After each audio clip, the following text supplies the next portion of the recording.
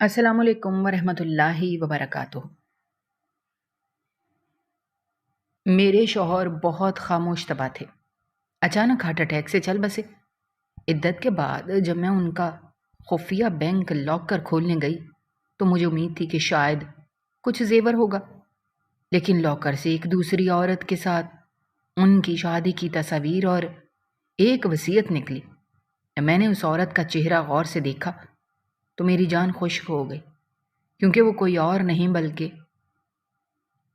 عدت کے وہ صبر آزما اور طویل دن جو کسی قیامت سے کم نہیں تھے، بالآخر اپنے اختتام کو پہنچ گئے تھے۔ لیکن ان 4 ماہ اور 10 دنوں نے میری روح کو اس قدر نڈھال اور خستہ کر دیا تھا کہ مجھے اپنا وجود ایک بے جان سائے کی طرح محسوس ہونے لگا تھا۔ میرے دل پر چھائی ہوئی اداسی اور غم کی وہ دبیز چادر ابھی تک رتی بھر بھی کم نہیں ہوئی تھی، اور مجھے یوں لگتا تھا جیسے میری زندگی کے تمام رنگ ہمیشہ کے لیے کسی گہری اور تاریک کھائی میں ڈوب گئے ہیں۔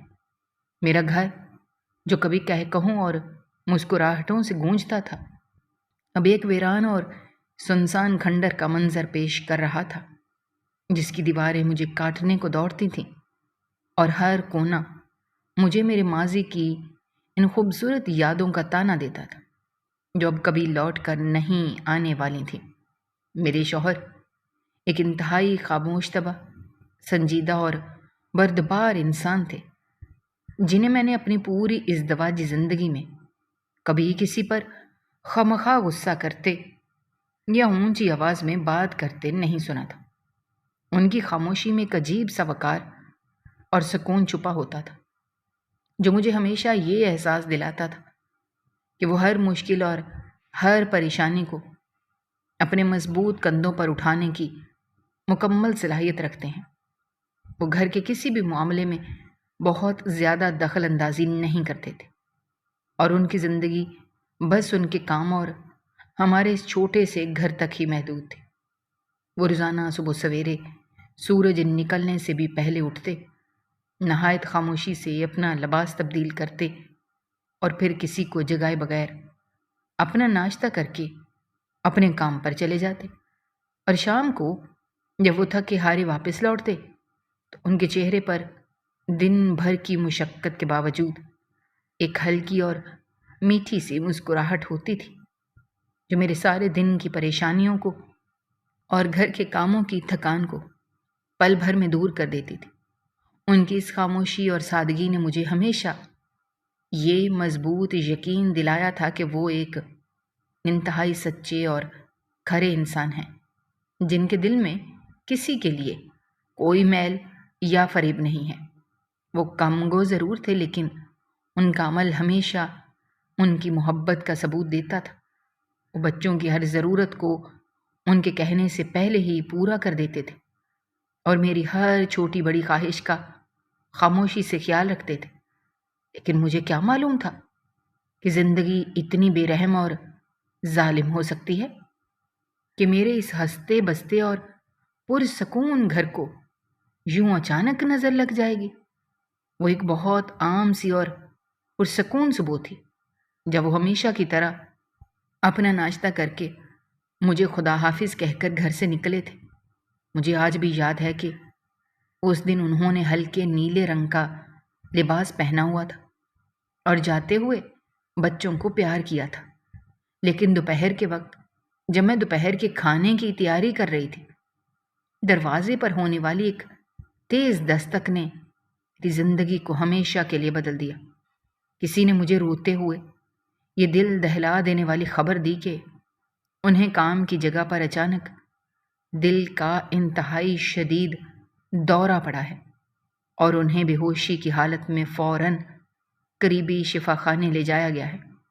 یہ خبر سنتے ہی میرے پیروں تلے سے زمین نکل گئی اور میرے ہاتھ سے پانی کا برتن چھوٹ کر فرش پر گر کر ٹوٹ گیا۔ مجھے ایسا لگا جیسے میرے سر پر آسمان ٹوٹ کر گر پڑا ہو۔ میں دیوانہ وار اور روتے پیٹتے شفا خانے کی طرف بھاگی۔ سڑکوں پر چلتے ہوئے مجھے کچھ ہوش نہیں تھا کہ میں کہاں جا رہی ہوں، اور میرے پاؤں میں جوتے بھی ہیں یا نہیں۔ لیکن جب میں روتی اور ہانپتی ہوئی اس شفا خانے کے اس ٹھنڈے کمرے میں پہنچی تو بہت دیر ہو چکی تھی۔ وہ خاموش طبع انسان اپنی زندگی کا آخری اور سب سے طویل سفر اختیار کر چکا تھا، اور مجھے اس بے رحم دنیا میں بالکل تنہا اور بے آسرا چھوڑ گیا تھا۔ ان کی اچانک موت نے مجھے اندر تک اس قدر بے دردی سے توڑ کر رکھ دیا تھا کہ میرے پاس رونے کے لیے بھی کوئی آنسو باقی نہیں بچے تھے، اور میں کئی دن تک ایک شدید صدمے کی کیفیت میں پتھر کی مورت بنی بیٹھی رہی۔ مجھے یاد ہے کہ ان کے جنازے پر بے شمار لوگ آئے تھے، رشتہ دار، محلے دار اور ان کے جاننے والے۔ ہر شخص کی آنکھ نم تھی اور ہر کوئی ان کی شرافت اور نیکی کی گواہیاں دے رہا تھا، لیکن میرے کانوں میں ان کی کوئی آواز نہیں پڑ رہی تھی۔ میری نظریں بس ان کے اس پرسکون اور بے جان چہرے پر جمی ہوئی تھیں جو اب ہمیشہ کے لیے خاموش ہو چکا تھا، اور جسے میں اب کبھی دوبارہ مسکراتا ہوا نہیں دیکھ سکوں گی۔ موت کے بعد کے وہ تمام دن اور راتیں ایک انتہائی اذیت ناک اور طویل خواب کی طرح گزرے۔ رشتہ دار اور ملنے والے آئے اور ہمدردی کے چند بول بول کر اپنے اپنے راستوں پر چل دیے، اور میں اپنے معصوم اور نادان بچوں کے ساتھ اس بڑی سی دنیا میں بالکل تنہا اور لاچار رہ گئی۔ عدت کے وہ 4 ماہ اور 10 دن میں نے اپنے اسی کمرے میں گزارے جہاں ان کے بے شمار یادیں بکھری پڑی تھیں۔ ان کے کپڑے، ان کے جوتے، ان کے استعمال کی ہر چیز مجھے ان کی موجودگی کا شدت سے احساس دلا رہی تھی، اور میں راتوں کو جاگ جاگ کر ان چیزوں کو دیکھتی اور اپنے مقدر پر روتی رہتی تھی۔ مجھے اپنے دکھ سے زیادہ اپنے ان معصوم بچوں کے مستقبل کی فکر اندر ہی اندر کھائے جا رہی تھی کہ اب ان کا کیا بنے گا، ان کی تعلیم اور ان کی پرورش کیسے ہوگی، اور اس ظالم دنیا میں ان کا سہارا کون بنے گا۔ انہی تمام سوچوں اور پریشانیوں کے بیچ مجھے اچانک ان کی کہی ہوئی ایک انتہائی اہم بات شدت سے یاد آئی، جو انہوں نے اپنی موت سے چند ماہ قبل ایک سرد رات مجھ سے کہی تھی۔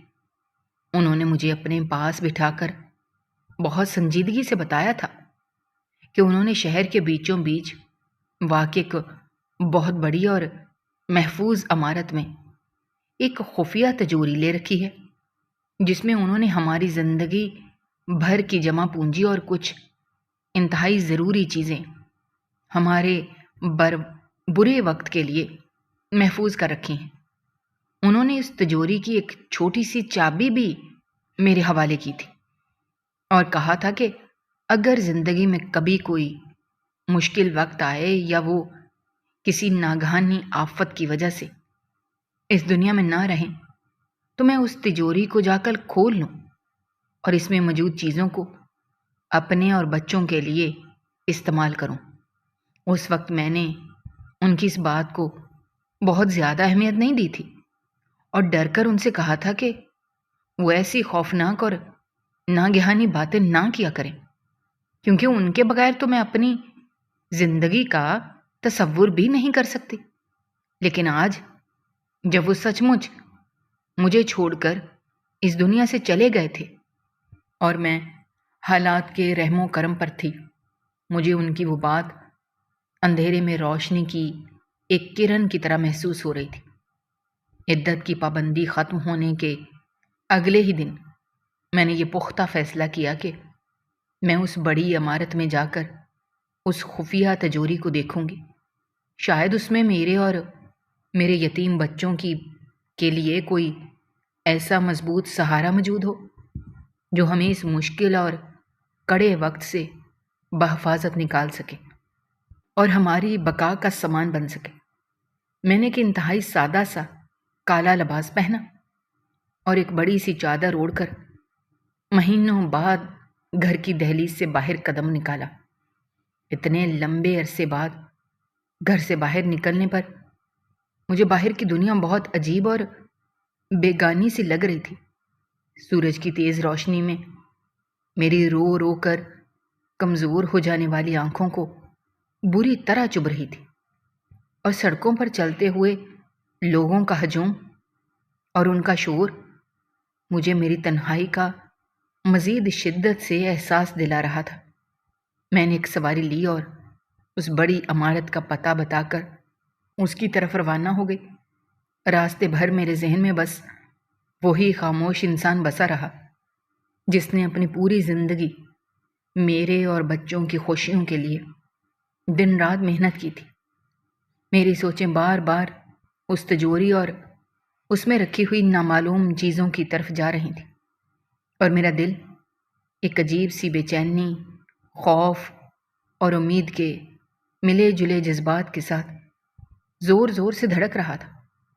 سواری اس بڑی عمارت کے سامنے رکی تو میں نے سواری والے کو اس کا کرایہ ادا کیا اور بوجھل قدموں اور دھڑکتے دل کے ساتھ اس عظیم الشان عمارت کی چوکھٹ پر قدم رکھا۔ عمارت کے اندر کا ماحول باہر کے شور و گل کے بالکل برعکس بہت خاموش اور سنجیدہ تھا۔ میں نے وہاں موجود ایک شخص کو اپنے شوہر کا نام بتایا اور وہ چھوٹی سی چابی اسے دکھائی۔ اس نے ہمدردی سے سر ہلاتے ہوئے مجھے ایک تنگ اور کم روشنی والے راستے سے ہوتے ہوئے اس خاص کمرے کی طرف رہنمائی کی جہاں وہ تجوری موجود تھی۔ اس شخص کے واپس جانے کے بعد میں اس سرد کمرے میں بالکل تنہا کھڑی تھی، اور میرے بالکل سامنے لوہے کا وہ بھاری اور مضبوط دروازہ تھا جس کے پیچھے میرا اور میرے بچوں کا آنے والا کل قید تھا۔ اس کمرے کی سردی میرے جسم میں اتر رہی تھی، میرے ہاتھ پاؤں سرد ہو رہے تھے اور چابی میرے کانپتے ہاتھوں میں تھی۔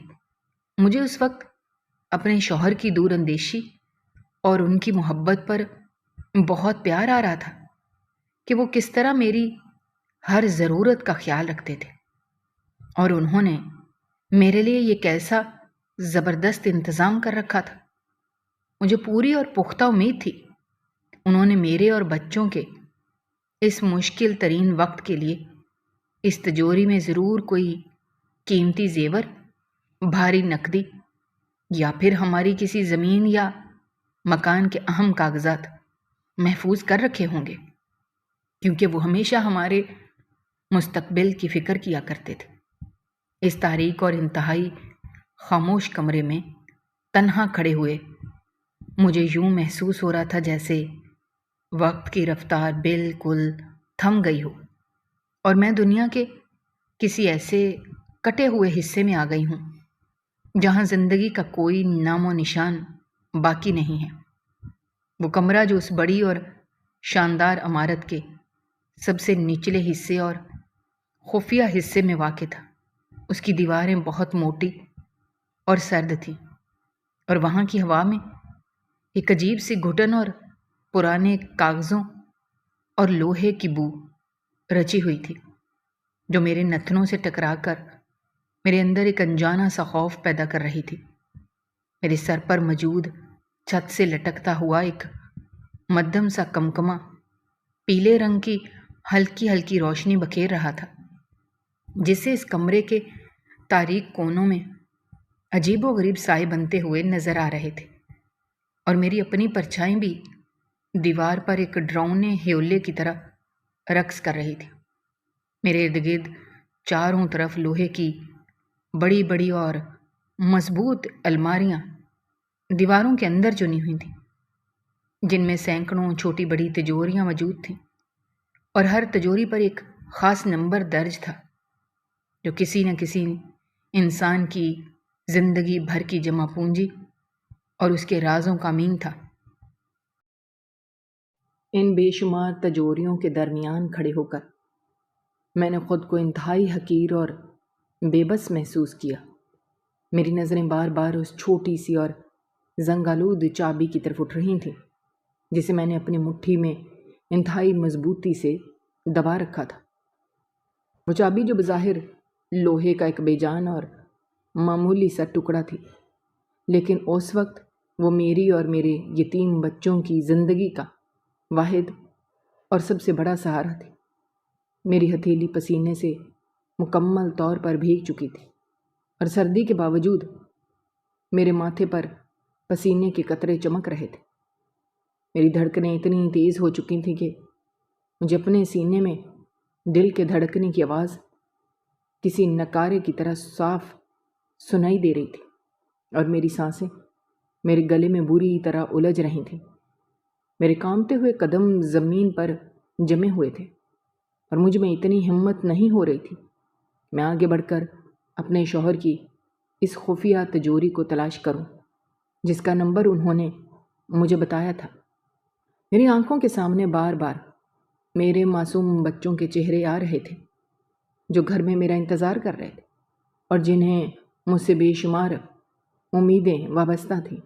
میرا بیٹا جس کی پڑھائی کے لیے بہت سارے پیسوں کی ضرورت تھی، اور میری بیٹی جس کے مستقبل اور شادی کی فکر میں مجھے راتوں کو سونے نہیں دیتی تھی۔ ان حالات میں میرے شوہر کی اچانک موت نے ہمیں ایک ایسے اندھے کنویں میں دھکیل دیا تھا جہاں سے نکلنے کا کوئی راستہ سجھائی نہیں دے رہا تھا۔ لیکن اس چھوٹی سی چابی نے میرے دل میں امید کی ایک بہت بڑی شمع روشن کر دی تھی۔ مجھے پورا یقین تھا کہ میرے اس نیک اور خاموش تباہ شوہر نے، جو ہمیشہ ہماری خوشیوں اور ہماری ضرورتوں کا خیال رکھتا تھا، اس نے ضرور ہمارے اس مشکل ترین وقت کے لیے اس تجوری میں کچھ نہ کچھ ایسا محفوظ کر رکھا ہوگا جو ہمیں محتاجی اور در بدر کی ٹھوکروں سے بچا لے گا۔ میں نے ایک لمبی اور گہری سانس کھینچی اور اپنے رب کو یاد کرتے ہوئے اپنے کانپتے قدموں کو آگے کی طرف بڑھایا۔ میں اس مدھم روشنی میں دیواروں پر لگے ہوئے ان چھوٹے چھوٹے نمبروں کو پڑھنے کی کوشش کر رہی تھی۔ میری نظریں ایک تجوری سے دوسری تجوری پر پھسل رہی تھیں، اور میرا دل ہر گزرتے لمحے کے ساتھ مزید تیزی سے دھڑک رہا تھا۔ بالآخر میری نظریں اس نمبر پر آ کر رک گئیں جو میرے شوہر نے مجھے بتایا تھا۔ وہ تجوری بالکل میری آنکھوں کے سامنے تھی، اس کا بھاری لوہے کا دروازہ اور اس پر لگا ہوا پیتل کا وہ مضبوط تالا میری امیدوں کی آخری منزل تھا۔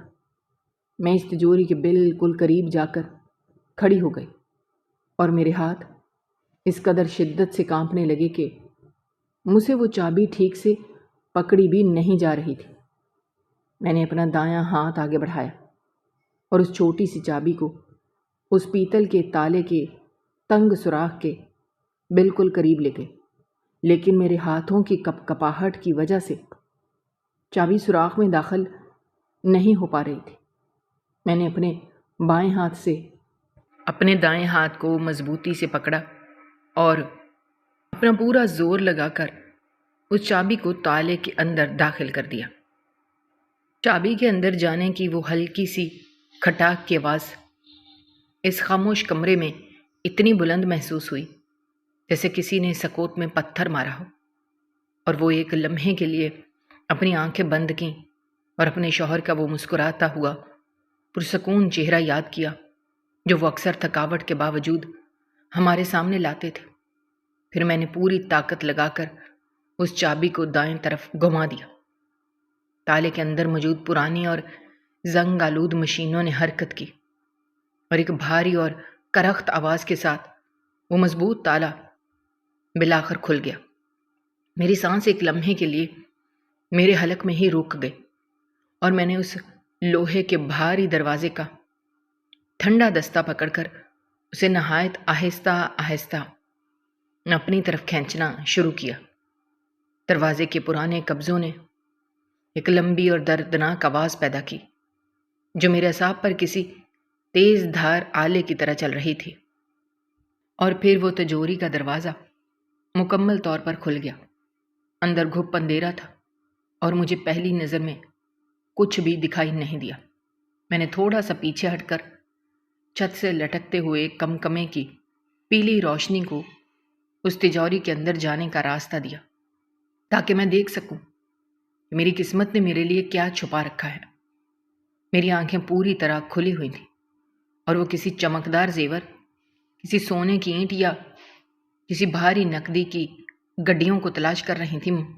مجھے پوری امید تھی کہ اندر سے مخمل کے خوبصورت ڈبوں میں رکھے ہوئے سونے کے کنگن نکلیں گے جو میرے شوہر نے میری بیٹی کے لیے بنائے ہوں گے، یا پھر ان موٹے موٹے زرد کاغذوں کا کوئی بڑا سا پلندہ ہوگا جو ہماری کسی خاندانی زمین یا کسی بڑی دکان کی ملکیت کا ثبوت ہوگا، جس سے ہماری باقی کی ساری زندگی انتہائی سکون اور آرام سے گزر جائے گی۔ لیکن جب میری آنکھوں نے اس اندھیرے میں موجود منظر کو پوری طرح صاف اور واضح طور پر دیکھ لیا، مجھ پر ایک انتہائی شدید اور جان لیوا سکتہ طاری ہو گیا۔ میرا دل جو چند لمحے پہلے امید اور خوشی سے زور زور سے دھڑک رہا تھا، وہ اچانک ایک لمحے کے لیے دھڑکنا بھول گیا اور میرے پورے جسم میں ایک سنسناہٹ سی دوڑ گئی۔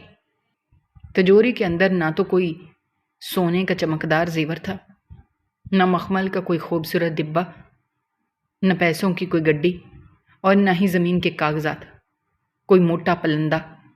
وہ تجوری بالکل خالی تھی اور اس کے نچلے اور سرد لوہے کے فرش پر صرف اور صرف ایک خاکی رنگ کا بڑا سا لفافہ انتہائی خاموشی اور تنہائی کے ساتھ پڑا ہوا تھا۔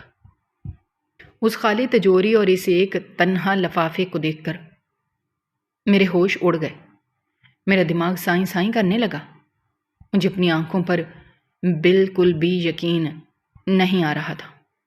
میں نے بے اختیار اپنا ہاتھ تجوری کے اندر داخل کیا اور اس کے چاروں کونوں کو ٹٹولنا شروع کر دیا، اس امید پر کہ شاید اندھیرے کی وجہ سے مجھے کچھ نظر نہ آ رہا ہو اور واقعی کوئی قیمتی چیز کسی کونے میں چھپی ہوئی پڑی ہو۔ میرے ہاتھ اس سرد لوہے کی دیواروں سے رگڑ کھا رہے تھے، لیکن سوائے اس ایک خاکی لفافے کے وہاں اور کچھ بھی موجود نہیں تھا۔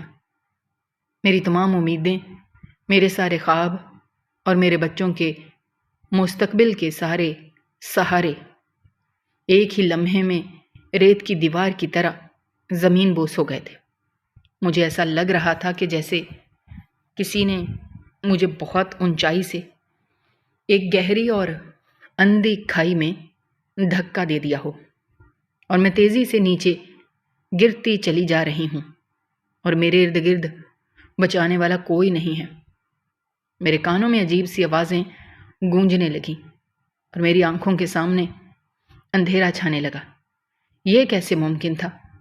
میرے شوہر نے اپنی زندگی کے اتنے سالوں کی کمائی اور بچت کے نام پر صرف یہ ایک خاکی لفافہ چھوڑا، جس میں ظاہر ہے چند معمولی کاغذوں کے سوا اور کیا ہو سکتا تھا؟ اتنی بڑی تجوری کا کرایہ بھرنا اور اس میں صرف ایک لفافہ رکھنا میری سمجھ سے بالکل باہر تھا۔ میرا دماغ بالکل سن ہو چکا تھا اور مجھے سمجھ نہیں آ رہی تھی کہ میں اس صورتحال پر روں یا اپنے مقدر کو کوسوں۔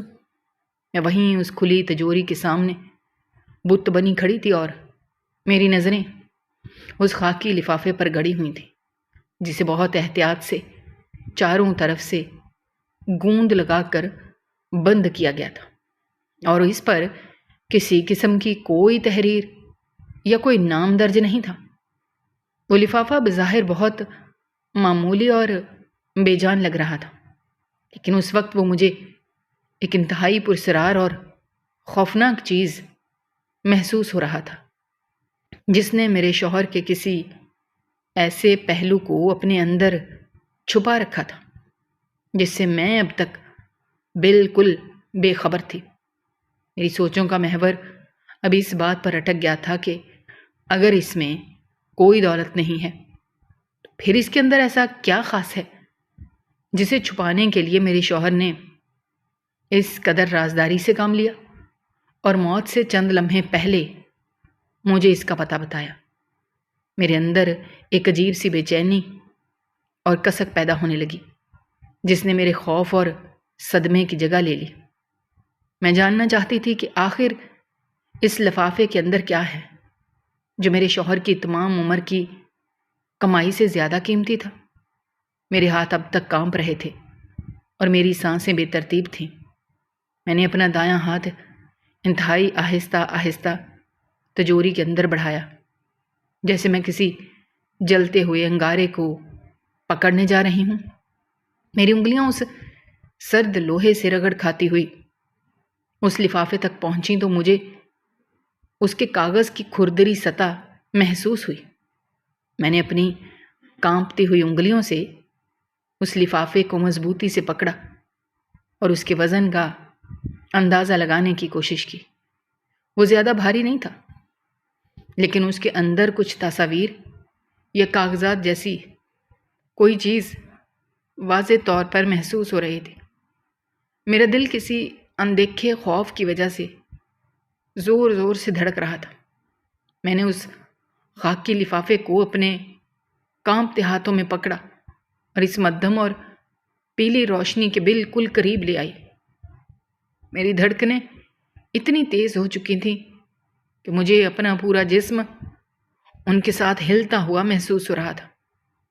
میں نے ایک لمبی سانس اندر کھینچی اور اپنے انگوٹھے کی مدد سے اس لفافے پر لگی ہوئی مضبوط گوند کو اکھاڑنا شروع کر دیا۔ لفافے کے کھلتے ہی اس کے اندر سے ایک عجیب سی پرانی بو آئی جو مجھے کسی بہت پرانے راز کی طرح لگی۔ میں نے اپنا ہاتھ اس لفافے کے اندر ڈالا تو میری انگلیوں سے کچھ موٹے اور کھردرے کاغذ ٹکرائے۔ میں نے نہایت احتیاط کے ساتھ ان کاغذوں کو باہر نکالا تو وہ ایک قانونی وصیت نامہ اور کچھ رنگین تصویریں تھیں۔ میری نظر سب سے پہلے اس وصیت نامے کی سیاہ تحریر پر پڑی، جسے دیکھتے ہی میرے دماغ میں ایک سنسناہٹ سی دوڑ گئی۔ اس کاغذ پر میرے خاموش تباہ شوہر اور فرشتہ صفت شوہر کے دستخط موجود تھے، اور اس کے اوپر لکھی ہوئی تحریر نے میری آنکھوں کے سامنے اندھیرا چھا دیا تھا۔ اس وصیت نامے میں صاف اور واضح الفاظ میں لکھا تھا کہ میرے شوہر نے اپنی زندگی کی تمام جمع پونجی، اپنی ساری خاندانی جائیداد اور اپنے نام پر موجود ہر قیمتی چیز اپنی دوسری بیوی کے نام کر دی ہے۔ یہ تحریر پڑھتے ہی میرے پیروں تلے سے زمین کھسک گئی اور میرا دل ایک لمحے کے لیے دھڑکنا بھول گیا۔ مجھے ایسا لگا جیسے کسی نے میرے سینے میں ایک تیز دھار خنجر گھونپ دیا ہو۔ میری وہ تمام امیدیں جو میں نے اپنے یتیم بچوں کے مستقبل کے لیے باندھی تھیں، وہ سب ایک ہی جھٹکے میں ریت کے محل کی طرح بکھر گئیں۔ میرا شوہر، جسے میں دنیا کا سب سے سچا اور کھرا انسان سمجھتی تھی، وہ مجھ سے اتنا بڑا دھوکہ کر سکتا ہے، یہ میرے وہم و گمان میں بھی نہیں تھا۔ میں نے صدمے کی حالت میں وصیت نامے کو نیچے کیا اور ان تصویروں کی طرف دیکھا جو اس لفافے سے نکلی تھیں۔ ان تصویروں کو دیکھتے ہی میرے حلق میں کانٹے چبھنے لگے اور میری سانسیں میرے سینے میں رک گئیں۔ ان میں میرا شوہر ایک انتہائی خوشنما لباس پہنے دلہا بنا بیٹھا تھا، اور اس کے چہرے پر ایک ایسی گہری اور سچی مسکراہٹ تھی جو میں نے اپنی پوری ازدواجی زندگی میں کبھی اس کے چہرے پر نہیں دیکھی تھی۔ اس کے بالکل ساتھ ایک سرخ رنگ کا انتہائی خوبصورت عروسی جوڑا پہنے عورت دلہن بنی بیٹھی تھی، اور اس نے اپنے چہرے کو تھوڑا سا جھکایا ہوا تھا۔ میرا پورا جسم برف کی طرح ٹھنڈا پڑ گیا اور میرے ہاتھوں میں اتنی طاقت نہ رہی کہ میں ان تصویروں کو پڑھ کر سکوں۔ لیکن میں جاننا چاہتی تھی کہ وہ عورت کون ہے جس نے میری پیٹھ پیچھے میرا سارا گھروندہ اجاڑ دیا تھا۔ میں نے لرزتے ہوئے ہاتھوں سے اس تصویر کو چھت کی لٹکتی ہوئی اس پیلی روشنی کے بالکل قریب کیا اور اپنی ڈبڈبائی ہوئی آنکھوں سے اس عورت کا چہرہ دیکھنے کی کوشش کی، جیسے اس سرخ جوڑے میں ملبوس دلہن کا چہرہ پوری طرح میری آنکھوں کے سامنے واضح ہوا۔ میرے دماغ کی تمام رگیں جیسے پھٹنے لگیں اور میری جان خشک ہو گئی، کیونکہ وہ عورت کوئی اور نہیں بلکہ میرے اپنے سگے بڑے بھائی کی بیوہ تھی، جسے ہم سب گھر والے ایک انتہائی پرہیزگار اور بے بس عورت سمجھتے تھے۔ اس تصویر کو دیکھتے ہی میرے دماغ کے اندر جیسے ہزاروں بجلیاں ایک ساتھ کوند گئیں اور میری آنکھوں کے سامنے ایک انتہائی بھیانک اور سرخ رنگ کا اندھیرا چھا گیا۔ میرے کانوں میں عجیب سی سائیں سائیں کی آوازیں گونجنے لگیں اور میرے ہاتھوں کی گرفت ان تصویروں پر بالکل ڈھیلی پڑ گئی، جس کی وجہ سے وہ تصویریں میرے کانپتے ہوئے ہاتھوں سے پھسل کر اس تجوری کے سرد اور کچے فرش پر بکھر گئیں۔ میرا پورا جسم ایک سوکھے ہوئے پتے کی طرح بری طرح لرز رہا تھا اور میرے گھٹنوں میں اتنی طاقت نہیں رہی تھی کہ وہ میرے جسم کا بوجھ سہار سکے۔ میں لڑکھڑا کر وہیں اس ٹھنڈے فرش پر گر پڑی اور میری نظریں ان بکھری ہوئی تصویروں پر جم گئی، جن میں میرے سگے بھائی کی بیوہ اور میرا شوہر ایک ساتھ مسکرا رہے تھے۔ یہ مسکراہٹیں میرے سینے پر کسی بھاری ہتھوڑے کی طرح برس رہی تھیں۔ میرا دماغ اس قدر شدید اس صدمے کی زد میں تھا کہ مجھے اپنا ہی وجود ختم ہوتا ہوا محسوس ہو رہا تھا۔ مجھے ایسا لگ رہا تھا جیسے کسی نے مجھے زندہ زمین میں گاڑ دیا ہو اور میرے اوپر منو مٹی ڈال دی ہو، جس کی وجہ سے میری سانسیں مکمل طور پر رک گئی ہیں۔ میں دیوانوں کی طرح ان تصویروں کو گھور رہی تھی اور میرا دل کر رہا تھا کہ میں اپنی دونوں آنکھیں نکال کر پھینک دوں جنہوں نے یہ ہولناک اور روفرسا منظر دیکھا تھا۔ میرے سامنے میرا پورا ماضی ایک فلم کی طرح چلنے لگا تھا۔ مجھے وہ دن شدت سے یاد آنے لگا جب آج سے کئی سال پہلے میرے سگے بھائی کا اچانک اور انتہائی دردناک موت کا شکار ہو کر انتقال ہوا تھا۔ اس وقت ہماری پوری دنیا اندھیر ہو گئی تھی اور خاص طور پر میری یہ بھابھی، جسے ہم سب گھر کی سب سے معصوم اور بھولی بھالی عورت سمجھتے تھے، وہ اس قدر روئی تھی کہ ہم سب اس کی حالت دیکھ کر اپنے دکھ بھول گئے تھے۔ میں نے خود اپنے ہاتھوں سے اسے گلے لگا کر دلاسے دیے تھے، اس کے آنسو پونچھے تھے اور اسے یقین دلایا تھا کہ اس کا سایہ اٹھ جانے کے بعد بھی وہ کبھی خود کو تنہا محسوس نہیں کرے گی، کیونکہ ہم سب اس کے ساتھ کھڑے ہیں۔ اس کی اس بے بسی اور لاچاری کو دیکھ کر میرا شوہر، جو بظاہر ایک بہت ہی خاموش طبع اور شریف انسان تھا، اس نے انتہائی ہمدردی اور بڑے پن کا مظاہرہ کرتے ہوئے یہ ذمہ داری اٹھائی تھی کہ وہ اپنے مرنے والے سالے کی بیوہ کی ہر طرح سے مالی اور اخلاقی مدد کرے گا تاکہ اسے کسی کے آگے ہاتھ نہ پھیلانا پڑے۔ وہ ہر مہینے باقاعدگی سے اسے ملنے جاتا تھا۔ اس کے گھر کا سارا راشن، اس کی ضرورت کی ہر چیز اور پیسوں کا ایک بڑا حصہ اسے دے کر آتا تھا، اور جب بھی وہ وہاں سے واپس آتا تو اس کے چہرے پر ایک انتہائی پرسکون اور نیکی کرنے والے انسان کا تاثر ہوتا تھا، اور میں ایک بیوقوف اور اندھی عورت کی طرح اپنے شوہر کی اس عظیم نیکی پر بے حد فخر کیا کرتی تھی۔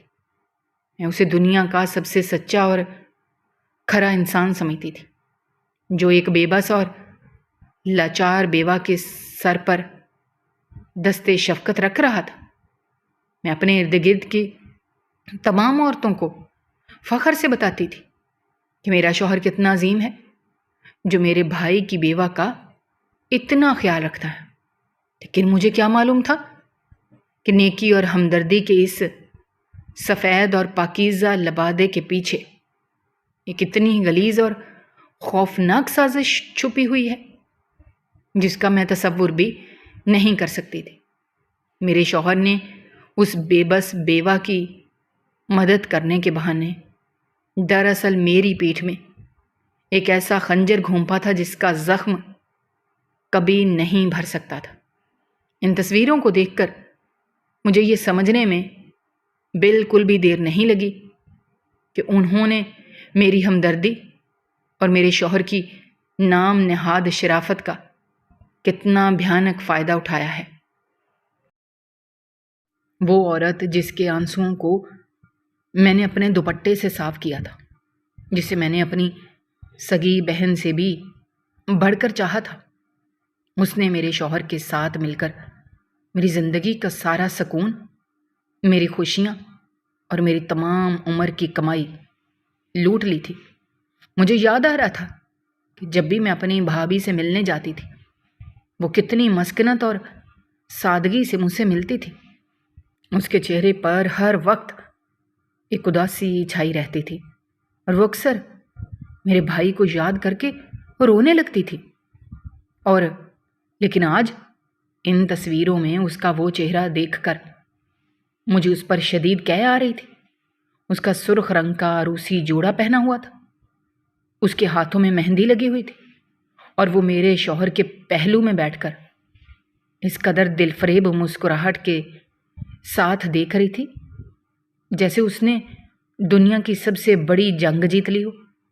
اور میرا شوہر جو میرے سامنے کبھی کھل کر نہیں مسکرایا تھا، جو مجھ سے ہمیشہ نپی تلی اور مختصر بات کرتا تھا، وہ اس عورت کے ساتھ اتنا خوش اور مطمئن نظر آتا تھا۔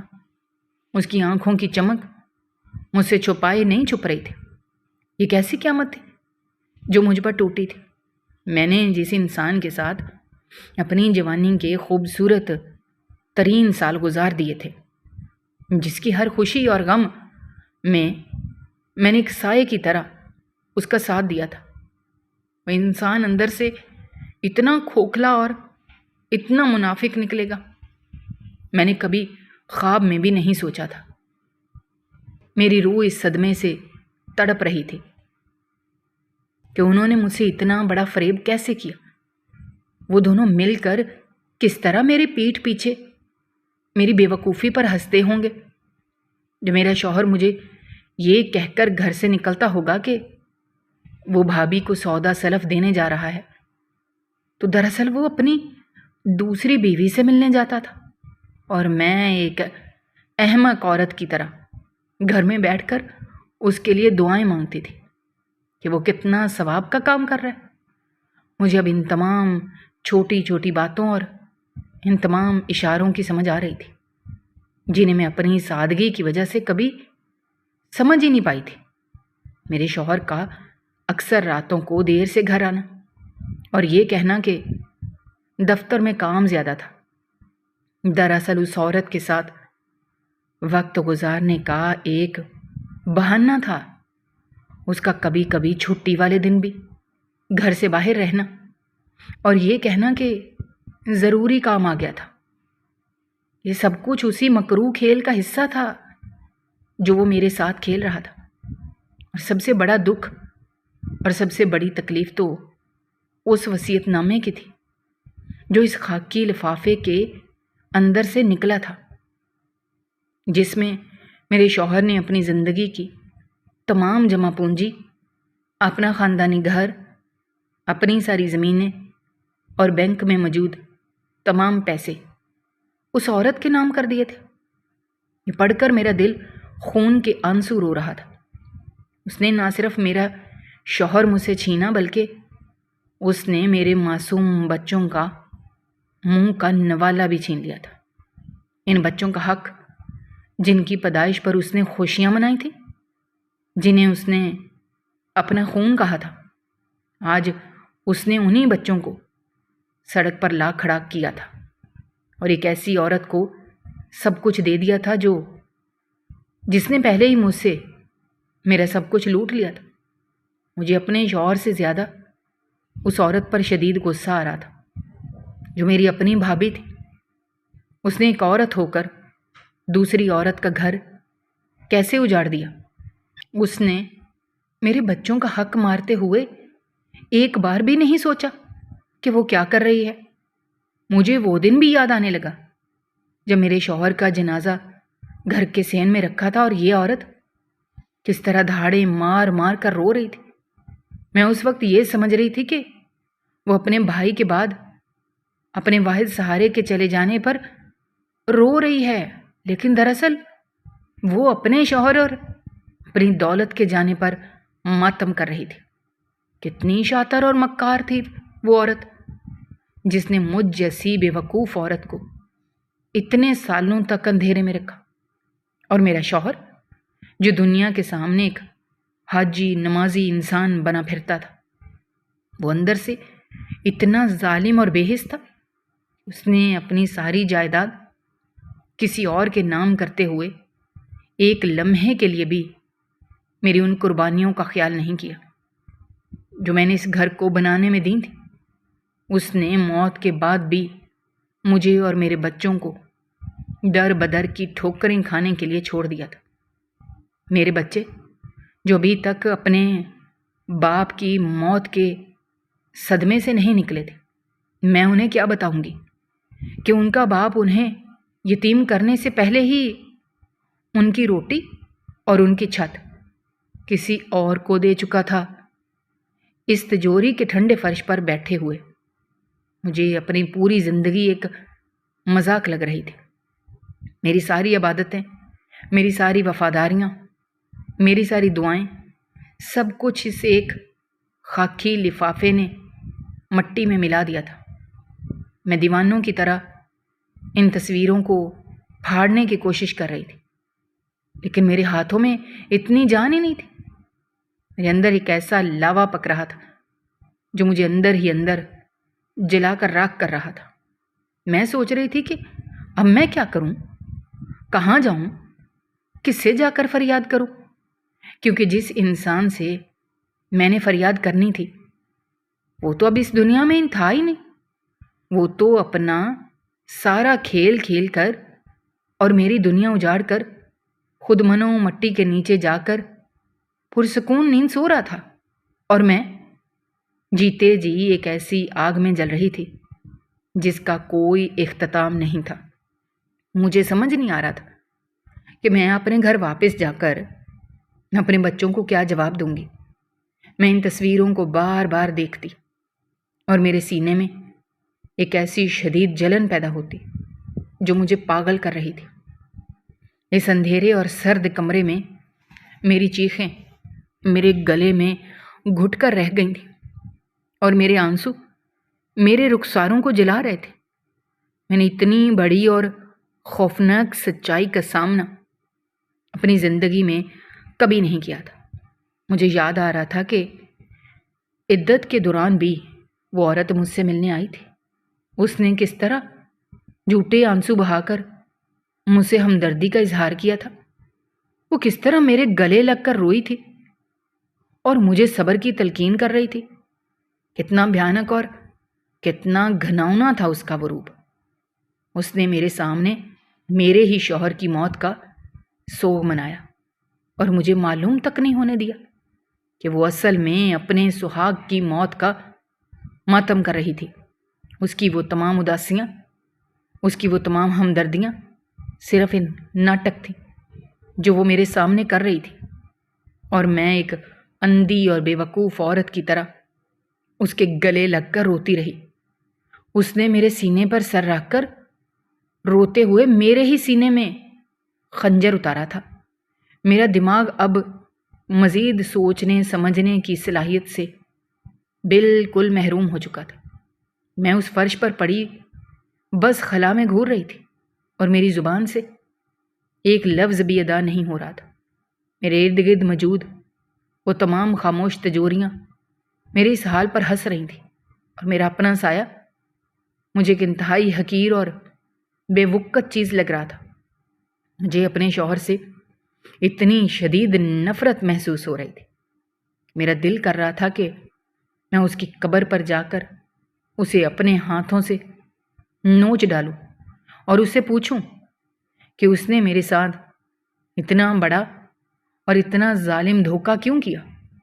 उसने मेरी जवानी और मेरी मोहब्बत का ये कैसा भयानक सिला दिया कि मुझे कहीं का नहीं छोड़ा।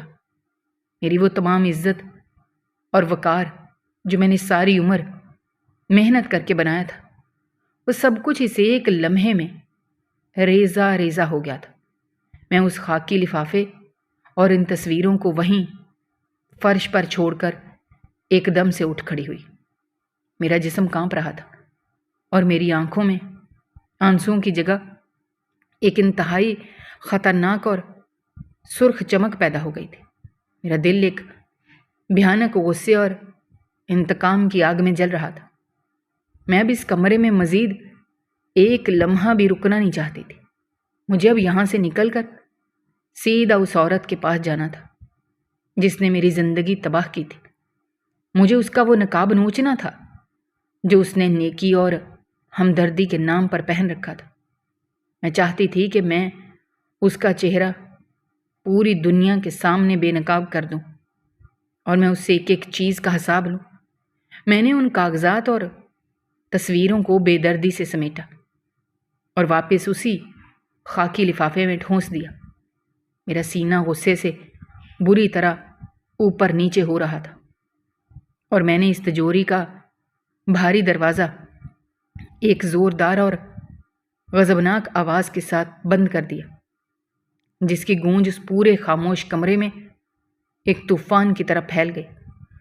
मैं अब कोई रोती धोती और बेबस औरत नहीं रही थी, बल्कि मेरे अंदर एक ऐसी ज़ख्मी शेरनी जाग चुकी थी जिसे अब सिर्फ़ और सिर्फ अपने ज़ख्मों का हिसाब चाहिए था।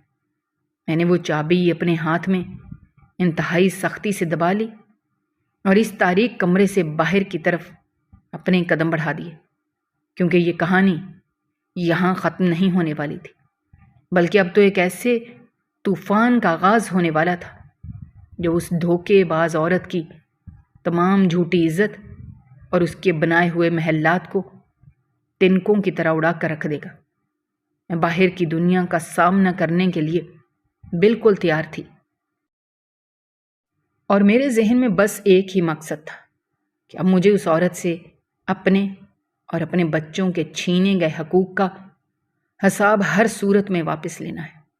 मैं उस तारीक कमरे से बाहर निकली तो मेरे अंदर का सारा खौफ और दुख गुस्से के एक भड़कते हुए अलाव में तब्दील हो चुका था। बाहर की धूप मुझे बिल्कुल नहीं चुभ रही थी, बल्कि मेरे अंदर लगी हुई इस आग को मज़ीद हवा दे रही थी। मैंने सड़क पर किसी सवारी का इंतज़ार नहीं किया और तेज़ कदमों से चलती हुई सीधा अपने मरहूम भाई के उस घर की तरफ रवाना हो गई जहाँ वो नागन एक मासूम बेवा का रूप धारे बैठी थी। रास्ते भर मेरे दिमाग में बस वही तस्वीरें घूम रही थी जिनमें वो मेरे शौहर के साथ मुस्कुरा रही थी और मेरा खून खौल रहा था। जब मैं उसके घर पहुंची, मैंने दरवाज़ा खटखटाने के बजाय उसे इंतहाई ज़ोर से धक्का दिया और वो खुल गया। सामने सेन में वो मक्कार औरत सफ़ेद चादर ओढ़े, हाथों में तस्बीह पकड़े बैठी थी और उसके चेहरे पर वही पुरानी मस्किनत और उदासी छाई हुई थी। मुझे इस हालत में और गुस्से में देखकर वो अपनी जगह से घबरा कर खड़ी हो गई और मुझे झूठी तसल्लियाँ देने के लिए आगे बढ़ी। लेकिन इससे पहले कि वो अपने झूठे होंठों से हमदर्दी का कोई लफ्ज़ अदा करती, मैंने वो खाकी लिफाफा पूरी कुव्वत से उसके मुंह पर दे मारा। इस ज़ोरदार ज़रब से लिफाफे के अंदर मौजूद तमाम रंगीन तस्वीरें और वो ज़ालमाना वसीयतनामा निकल कर सहन के कच्चे फर्श पर बिखर गए। अपनी इन तस्वीरों को अपने कदमों में बिखरा हुआ देखकर उसके चेहरे का रंग बिल्कुल सफ़ेद पड़ गया। उसके कांपते हाथों से तस्बीह छूटकर ज़मीन पर गिर गई। उसकी वो सारी मासूमियत एक ही लम्हे में हवा में उड़ गई और उसका असली और भयानक चेहरा पूरी तरह मेरे सामने आ गया। वो खौफ के मारे पीछे हटी, लेकिन मैंने आगे बढ़कर उसके कंधों को ज़ोर से झंझोड़ा اور کہا کہ تمہارا یہ جھوٹا اور گناؤنا کھیل اب ختم ہو چکا ہے، اور تم نے جس لالچ کے لیے اپنی سگی نند اور اس کے بچوں کا حق مارا ہے، وہ دولت تمہیں کبھی سکون نہیں دے گی۔ میں کوئی کمزور اور لاچار عورت نہیں ہوں جو اپنے بچوں کا حق کسی غاصب کو چھیننے دوں گی۔ میں اپنے بچوں کے تمام حقوق واپس لینے کے لیے ہر حد تک جاؤں گی، اور اس جھوٹی وصیت کو قانون کے کٹہرے میں کھڑا کر کے غلط ثابت کر کے رہوں گی۔ میں نے اسے بتا دیا کہ اس نے میرا شوہر ضرور چھینا ہے، لیکن وہ میرا حوصلہ اور میری ماں ہونے کی بے پناہ طاقت کبھی نہیں چھین سکتی۔ وہ بت بنی کھڑی خوف سے کانپ رہی تھی، اور اس کی زبان سے ایک لفظ بھی نہیں نکل رہا تھا۔ میں نے زمین پر پڑی ہوئی ان تصویروں کو اپنے پیروں تلے روندا اور مضبوط قدموں کے ساتھ اس منحوس گھر سے باہر نکل آئی۔ اب میری آنکھوں میں کوئی آنسو نہیں تھا، بلکہ اب میں ایک ایسی جنگجو ماں بن چکی تھی جسے بس اپنے بچوں کے مستقبل کی جنگ لڑنی تھی، اور اس فریب دینے والی دنیا سے اپنا حق ہر صورت میں چھین کر لینا تھا۔ دوستو، ہماری آج کی یہ کہانی آپ کو کیسی لگی؟ کمنٹ باکس میں اپنی رائے کا اظہار کرنا مت بھولیے گا، اور اگر آپ ہمارے چینل پر نئے ہیں تو چینل کو سبسکرائب کرنا بھی مت بھولیے گا۔ شکریہ۔ اللہ حافظ۔